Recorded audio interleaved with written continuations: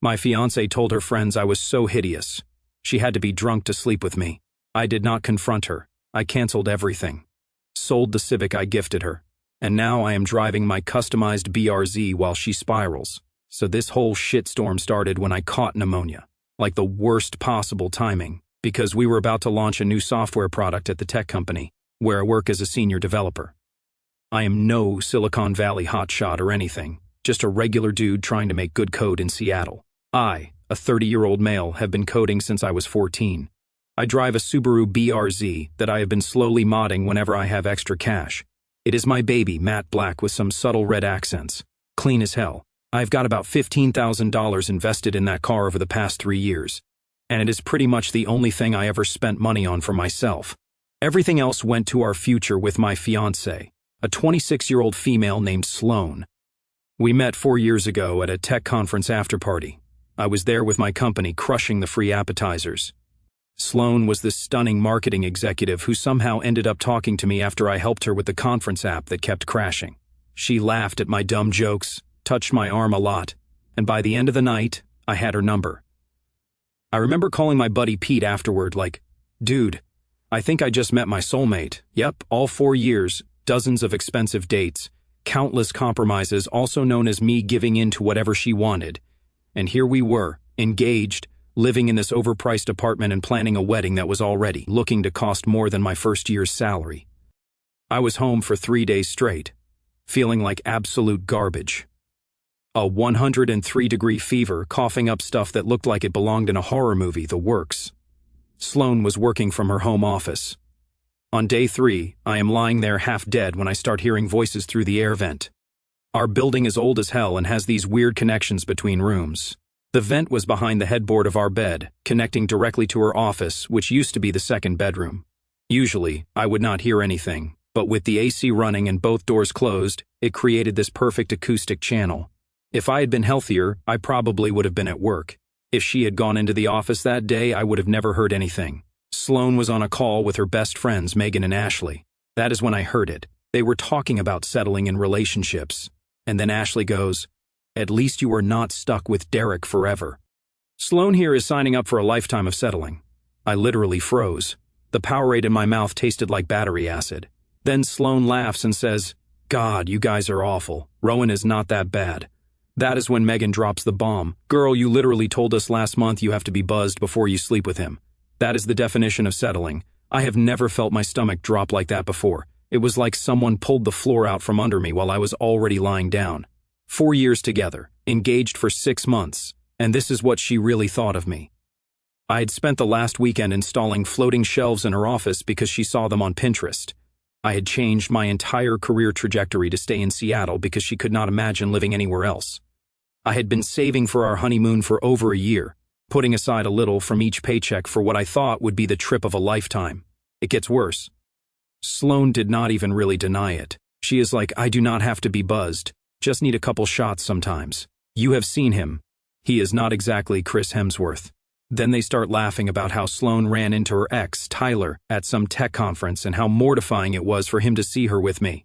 I'm just lying there feeling like someone punched me in the chest. Then Megan says something I will never forget. "You said it yourself. He is the human equivalent of settling for a Honda when you really wanted a Porsche." And Sloan, the woman I bought a $24,000 Civic for as an engagement gift 6 months ago, says, "Look, not everyone gets to marry their dream guy.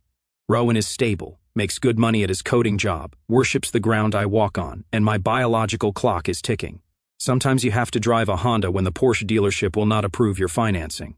Let me pause here to explain the car situation.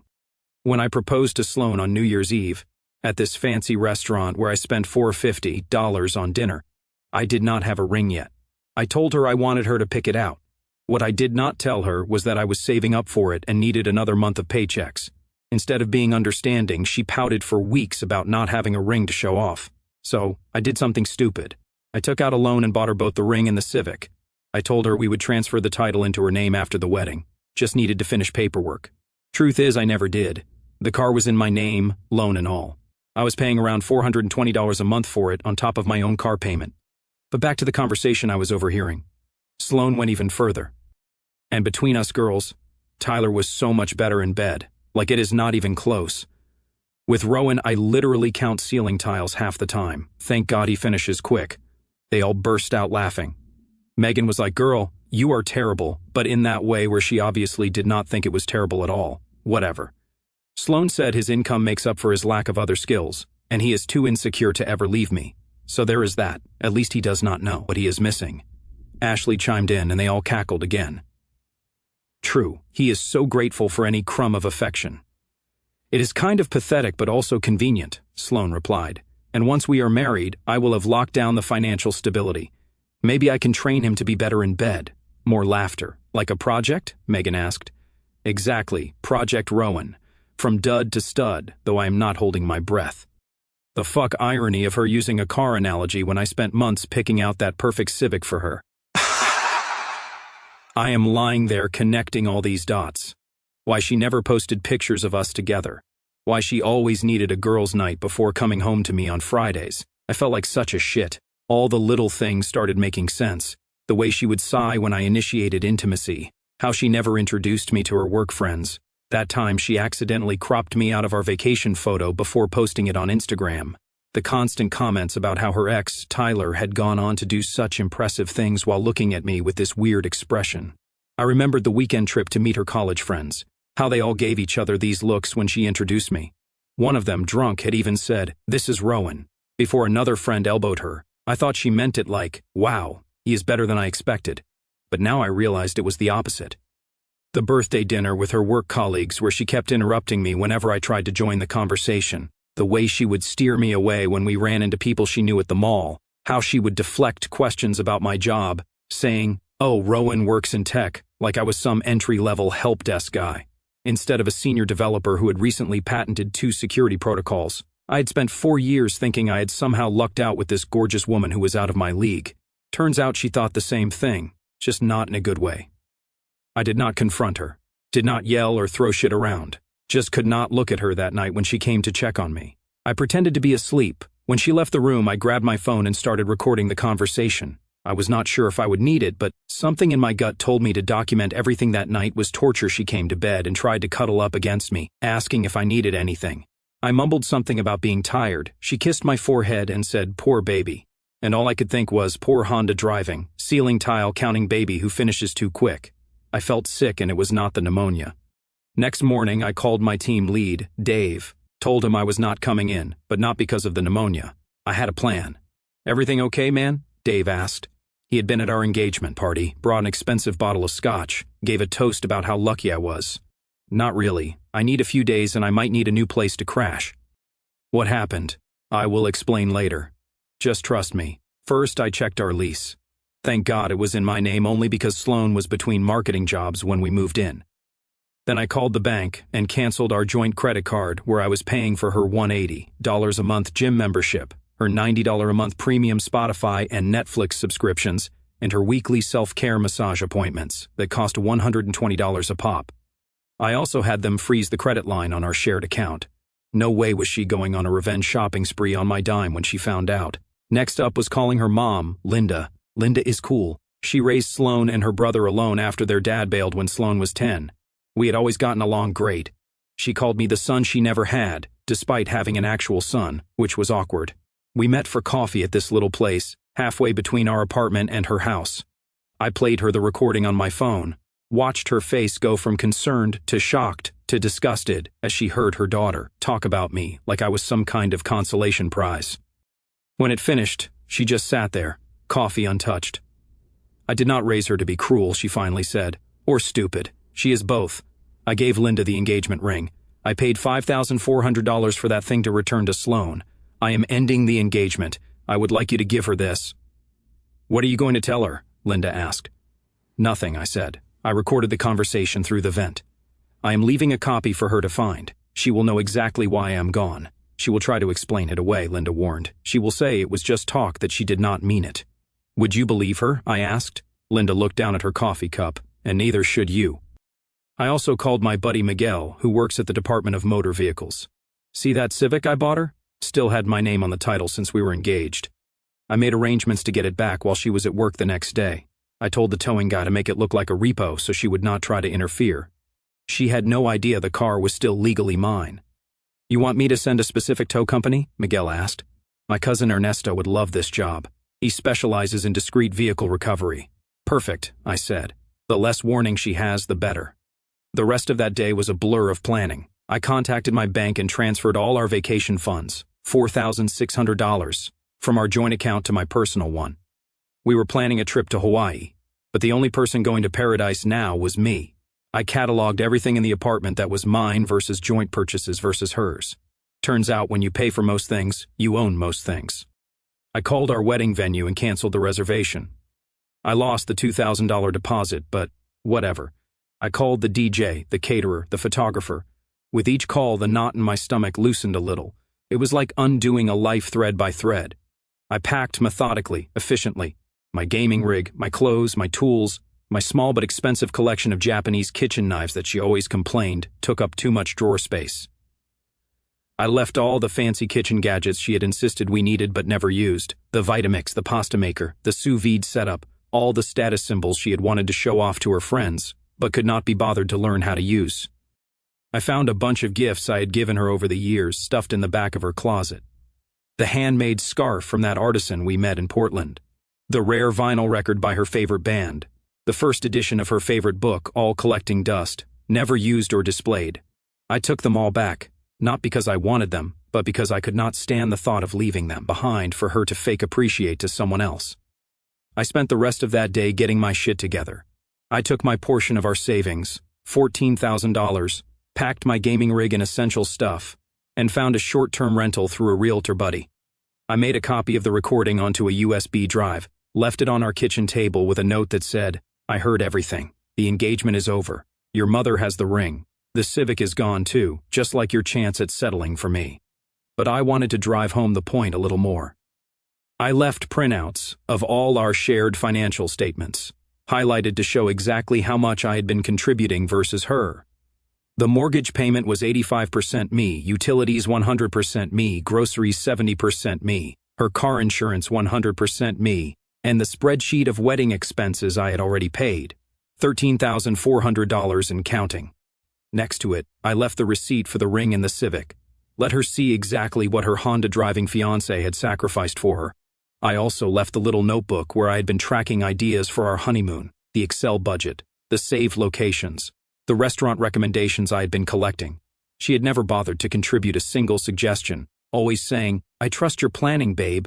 Now she could see all the work she could not be bothered to help with. Then I bounced. No chance for her to twist things around. Just gone. When I was safely in my new place, I texted my buddy Raj. He works at the same marketing firm as Sloan, different department. I asked him to let me know how things went down the next day. I turned my phone off for 24 hours. It was the first time in 4 years I had been completely disconnected from Sloan. No texts checking where I was, no calls asking when I would be home, no complaints about her coworkers or demands for emotional support after her exhausting day. Just silence, and it was freaking glorious. When I turned it back on, I had 53 missed calls, 41 texts, and 22 voicemails. Not just from Sloan, but her friends, and even Linda updating me on the fallout. According to Raj, Sloan showed up to work that day looking confused. Then around 11 a.m., she got a call from her apartment complex's security saying a tow truck was taking her Civic. She rushed out screaming but could not stop it. All the paperwork was in order. By the time she got back inside, she had a text from her mom about the ring. Full meltdown in the office. She had to take the rest of the day off. The messages were super predictable. Where are you? What did you do with my car? I did not mean any of that. It was just girl talk. You are overreacting. This is insane. Fine, take the stupid car.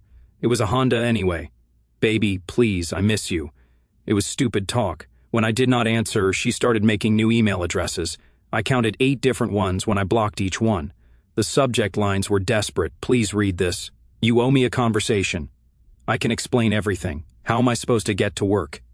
I did not open a single one. But I did check her social media. Within hours, she was already playing victim. Lost my car and my fiancé in the same day. Sometimes life is hard, like somehow these two events were unrelated cosmic accidents, rather than direct consequences of her actions. Her mom texted me later that night. She got the ring and the recording. She is devastated. I replied, so was I, Linda. I understand. Just wanted you to know she received everything. How did she take the printouts? I asked. Not well. She kept saying the numbers were wrong, that she contributed more. I asked her for proof, and she could not provide any. I think she has been lying to herself about a lot of things. The next few days were surreal. I took some time off work using sick days I had been saving. I spent hours just driving around in my BRZ, windows down, music up, trying to clear my head. It is amazing how betrayal makes you reevaluate everything. Every memory gets tainted. Every happy moment gets a question mark attached to it. Was she pretending then, too? Was she thinking about Tyler when she said she loved me?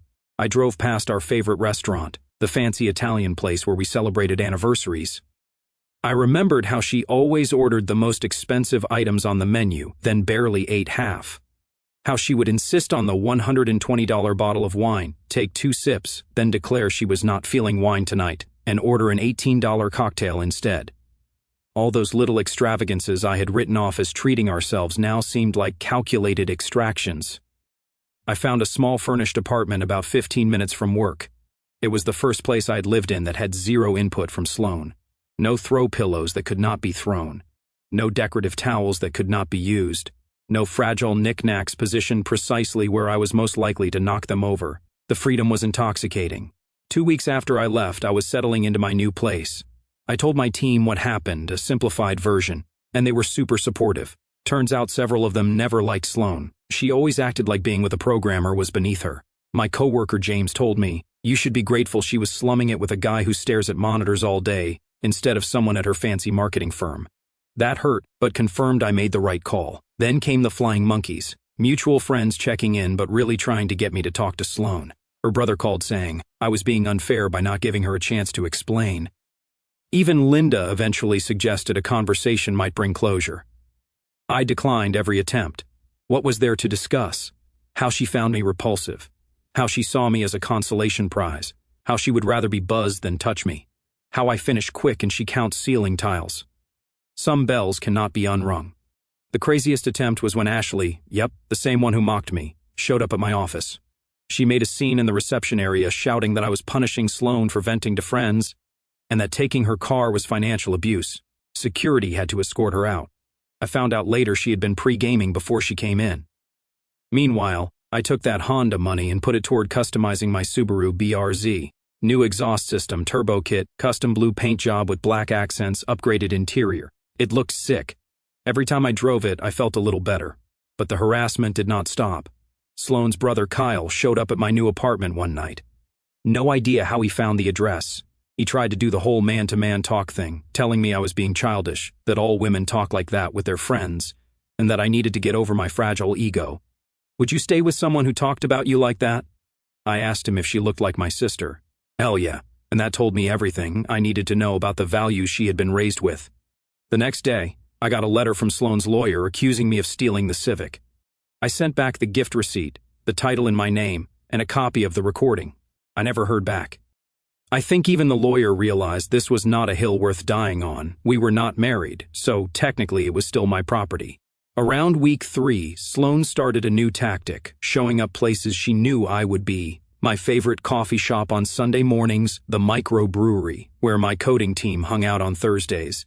Even the trail where I went running.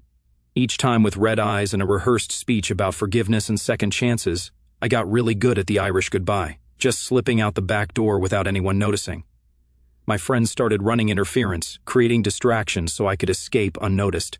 It became almost a game, except the stakes were my sanity. A month in, things took a weird turn professionally.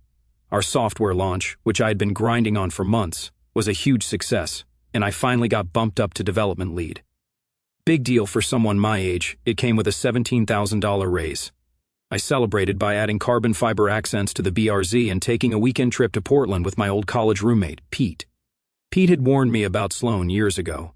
"She looks at you like you're an ATM, not a boyfriend," he had said after meeting her at a party. I had written it off as jealousy then. Now I was apologizing to him over craft beers for not listening. "Water under the bridge, man," he said. "Just glad you finally saw the light. That promotion is perfect timing, though. New job title, new car look, new life." He was right. For the first time in years, I felt like I was making decisions for myself, not to please someone else or meet their expectations. It was liberating. The trip was exactly what I needed. Hiking, brewery tours, catching up with old friends who knew me before Sloane. I returned feeling refreshed, like I had finally turned a corner. Then I saw the email notification from an address I did not recognize, but with a subject line that could only be Sloane. I know about your promotion. We need to talk. How the hell did she know already? I had only told my team and a few close friends. Then it hit me. Raj must have mentioned it to someone at her company. News travels fast in tech circles. I deleted it without reading more. But the next day, I had a letter waiting at my office. Cannot block physical mail, right? Inside was a thumb drive and a note. I can play at the recording game. This is you talking to Dave at the Christmas party last year. Listen before you judge me for girl talk. I was curious, so I checked it. It was me and Dave by the bar, and I heard myself admit that Sloane is gorgeous, probably out of my league, and that I sometimes wonder what someone who looks like her is doing with someone who looks like me. If this was supposed to justify her comments, it failed big time. There is a huge difference between privately admitting an insecurity to a friend and cruelly mocking your partner behind their back. One shows self-awareness, the other shows contempt. The recording continued with Dave asking if I was happy and me saying absolutely. Sloane is amazing. I just need to get over this imposter syndrome thing. Then I talked about how excited I was to marry her, how I was already planning our honeymoon as a surprise. Playing this was supposed to make her look better. If anything, it just highlighted the contrast between how I talked about her versus how she talked about me. I did not plan to respond to the letter, but then I saw what she had been doing. My buddy Raj sent me screenshots of her social media where she was playing the victim hard, posting about how I abandoned her without transportation and financially abused her by taking her car. She conveniently left out that I bought the car, it was in my name, and she had a perfectly good bus pass. But the post got worse. She was telling mutual friends I had been verbally abusive, that I had controlled her financially, that I had isolated her from friends. She even implied I had anger issues that made her afraid. It was a complete fabrication, a reverse projection of her own behavior onto me, and people were buying it. Mutual friends were commenting with support. Her follower count was growing. She had even started a healing journey blog about recovering from narcissistic abuse, complete with affiliate links to self-help books and therapy apps. She was literally monetizing her lies about me. That is when I decided on my final move. I created a throwaway account and posted the entire recording on Reddit and Twitter and sent it to our mutual friends. I did not even add commentary, just listen to how Sloane talks about her fiancé, Rowan, when she thinks he cannot hear.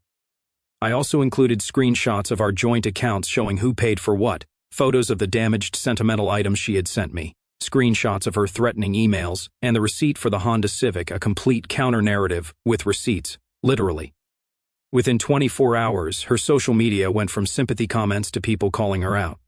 2 of her marketing clients, she was a social media manager, dropped her after hearing how she spoke about someone she was supposed to love. Her boss called her in for a meeting about company values and representation.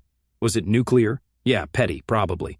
But after hearing her publicly twist the narrative while privately telling her friends I was basically a disappointment she was settling for, I was done taking the high road. The fallout was spectacular. Sloane made her accounts private, but the damage was done. Screenshots had already circulated. Her carefully curated image as the wronged fiancé crumbled overnight. Her brother Kyle tried to confront me at the gym, but backed down real quick when 3 of my lifting buddies stepped in. Sloane's mom called me crying, asking why I had gone public. She made it public when she lied on social media, I said. I just provided the truth. You have ruined her career, Linda said. No, she ruined it. I just made sure she could not lie about why I left. That weekend I went camping with some friends from my rock climbing gym, a hobby I'd picked up after the breakup. We were sitting around the fire when one guy, not knowing my situation, started telling us about this crazy Reddit post he had heard about, where some developer dude exposed his fiancée for trash-talking him. Brother, that is him, my buddy whispered, pointing at me.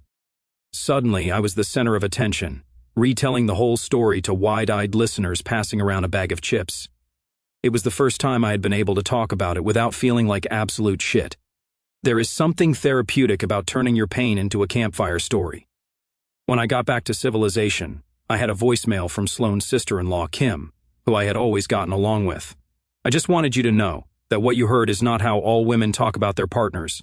Kyle and I are going through some stuff now because he tried to defend that kind of talk. Just not all of us are like that. Okay, that actually made me feel better.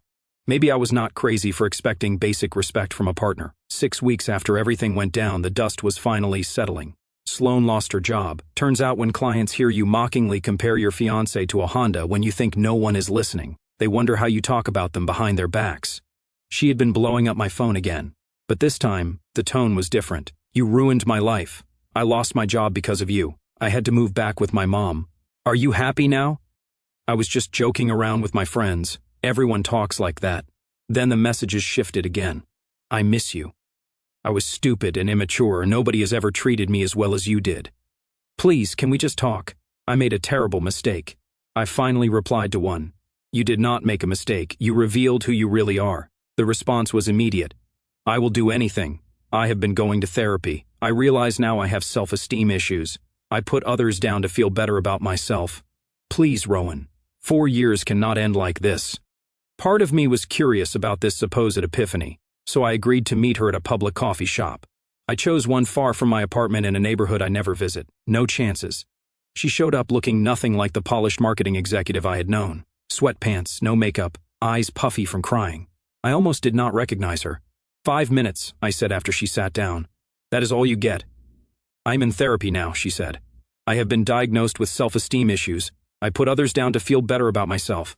It is not an excuse, but you are right, it is not 4 years, Sloane. 4 years where I thought we were building something real and you were just tolerating me. It was not like that, she insisted. I loved you. I still love you. I do not know why I said those things. Please, cannot we try again? I will prove to you that I have changed. I looked at her sitting there, and for the first time I felt nothing. No anger, no hurt, no longing, just nothing. No, I said simply. I am not interested in being anyone's backup plan or teaching moment. But the car, my job, you went nuclear. Do not you think that was excessive? The car was mine. And your job? You lost that all on your own by being the kind of person who would say those things in the first place. Then she tried a different approach, leaned forward, lowered her voice. I know I hurt you, but I miss you. Miss us. Remember how good it could be. There is no us anymore, I said, standing up. And for the record, I do not finish quick. I just wanted it to be over because you were so obviously not into it. Enjoy counting ceiling tiles with the next guy. I walked out feeling like I had finally closed a door that needed closing.